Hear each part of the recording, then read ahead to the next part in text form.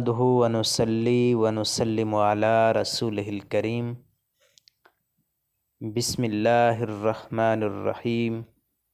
معزز سامعین و ناظرین، السلام علیکم ورحمۃ اللہ وبرکاتہ۔ تحصیل مصطلح الحدیث کے آج کے سبق میں ہم پڑھیں گے حدیث معلق کا بیان۔ ہم حدیث ضعیف کی اقسام پڑھ رہے ہیں، تو ان میں سے سند میں انقطاع کے لحاظ سے ایک معلق ہے۔ سب سے پہلے اس کی تعریف ہے۔ دکتور محمود طحان نے اس کی تعریف یوں کی ہے۔ سب سے پہلے لغوی تعریف لکھتے ہیں: هو اسم مفعول من علق الشیء بالشیء، کہ یہ علق الشیء بالشیء سے اسم مفعول ہے، یعنی نعتہ و ربطہ بہ وجعلہ معلقا، کہ کسی چیز کو جوڑ دیا، ملا دیا اور اسے معلق کر دیا۔ اور اس سند کو معلق اس لیے کہتے ہیں کہ جہت علیہ سے صرف اتصال ہوتا ہے۔ جہت علیہ سے سند متصل ہوتی ہے، لیکن جہت دنیا سے انقطاع ہوتا ہے۔ ایک طرف سے سند متصل، دوسری طرف سے منقطع ہوتی ہے۔ تو اس طرح ہو گئی گویا جیسے کوئی چیز معلق ہوتی ہے چھت کے ساتھ یا کسی اور چیز کے ساتھ، کوئی چیز لٹکی ہوئی ہوتی ہے۔ اصطلاحی تعریف لکھتے ہیں: ما حذف من مبدأ اسنادہ راو فاکثر علی التوالی، کہ جس کی سند کی ابتدا میں ایک راوی حذف ہو یا زائد ہوں مسلسل۔ جس کی سند کے شروع میں ایک یا زائد مسلسل راوی حذف ہوں اسے معلق کہتے ہیں۔ تو اس کی صورتیں بیان کی ہیں انہوں نے۔ اس کی صورتیں یوں ہیں کہ ساری سند کو ہی حذف کر دیا جائے، ثم یقال مثلاً، پھر یوں کہا جائے: قال رسول اللہ صلی اللہ علیہ وسلم قضا، کہ رسول اللہ صلی اللہ تعالی علیہ وسلم نے یوں فرمایا ہے۔ تو یعنی ساری سند ہی حذف کر دی جائے۔ دوسری صورت یہ ہے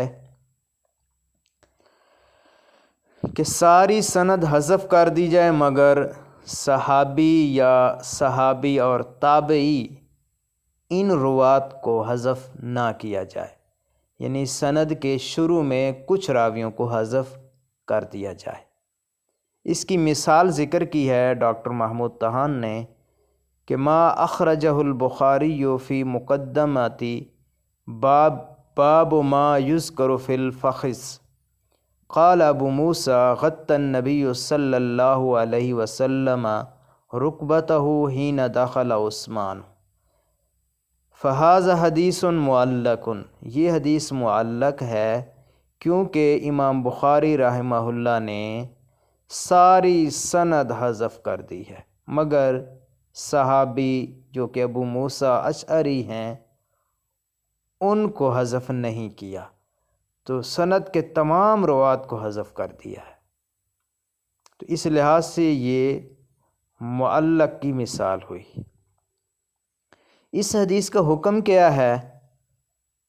تو حکمہ الحدیث المعلق مردود، اس کا حکم یہ ہے کہ حدیث معلق مردود ہے، یعنی ضعیف ہے۔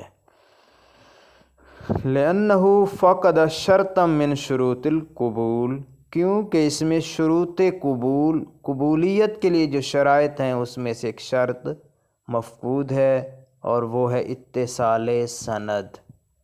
کسی خبر کے مقبول ہونے کے لیے اتصال سند شرط ہے جو کہ وہ شرط یہاں نہیں پائی گئی۔ وذالک بحذف راوٍ او اکثر من اسنادہ، تو یہ سند، یہ شرط مفقود یوں ہوئی کہ ایک راوی حذف ہے یا سند میں سے اکثر حذف ہوں۔ ما عدم علمنا بحال ذالک المحذوف، اور ہمیں علم بھی نہیں کہ کون معذوف ہے، کیا صحابی ہے تابعی ہے۔ تو اس صورت میں یہ اتصال سند کی شرط پوری نہیں ہو رہی، تو یہ خبر یا حدیث مردود ہوگی۔ یہاں پر ایک سوال ہے کہ وہ احادیث جو معلق ہیں اور صحیحین میں ہیں، صحیح بخاری اور صحیح مسلم میں ایسی احادیث بھی ہیں جو معلق ہیں، تو پھر ان کے لیے کیا حکم ہوگا؟ کیا وہ بھی ضعیف ہوں گی؟ تو اس کے لیے خاص بحث ہے۔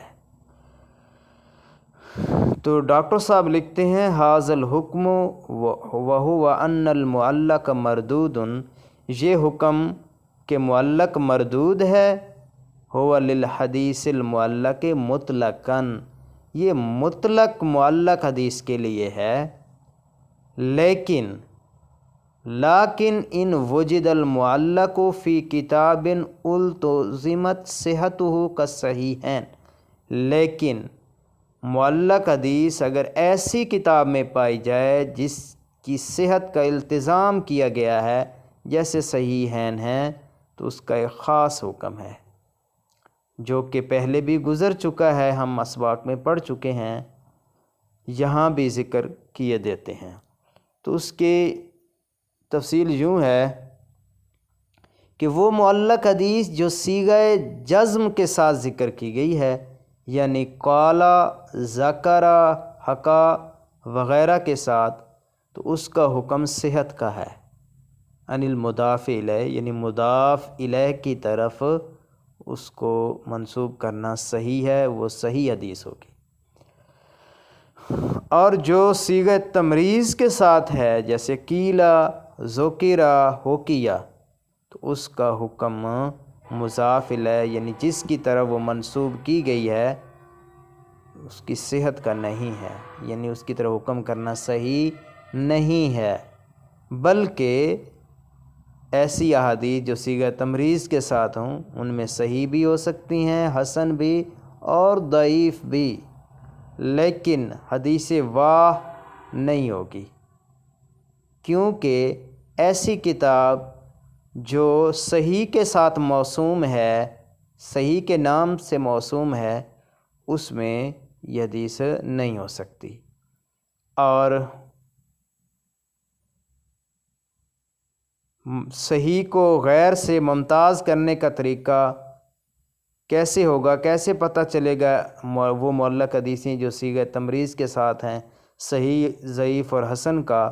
تو اس کی سند پر بحث کریں گے اور اس کے مناسب حکم لگائیں گے۔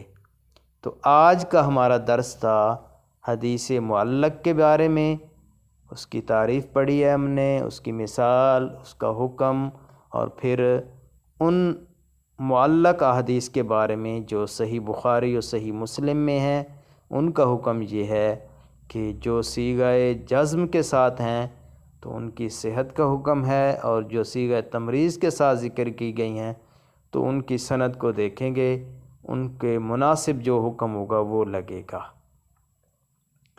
تو آج کا سبق اتنا ہی ہے، ایک نئے سبق کے ساتھ پھر حاضر ہوں گے، تب تک کے لیے اللہ حافظ، والسلام علیکم ورحمۃ اللہ وبرکاتہ۔